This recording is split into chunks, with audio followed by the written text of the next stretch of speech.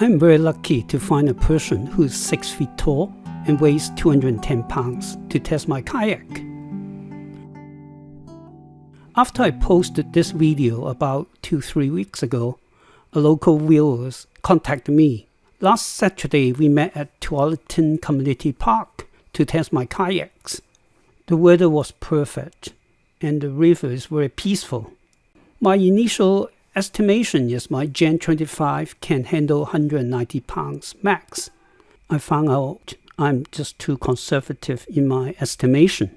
The outcome of this test is very encouraging, and this kayak can easily handle 210 pounds.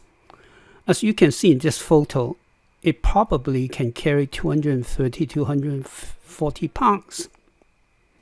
Another learning from this test is this design can fit a 6 feet tall person. However, the placement of the feet has to be above the front lashing. I can even remove that lashing, and it doesn't seem to affect the sturdiness of the kayak. However, if you're 6 feet tall, the leg room is very limited.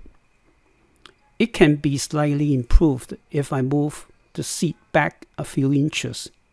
In that case, I will have to increase the width of the kayak to add more buoyancy of flotation at the stern. The width at 25.5 inch for this design is also a tight fit.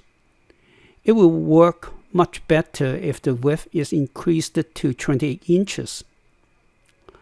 The overall feedback is that the kayak is very sturdy even under the load of 210 pounds.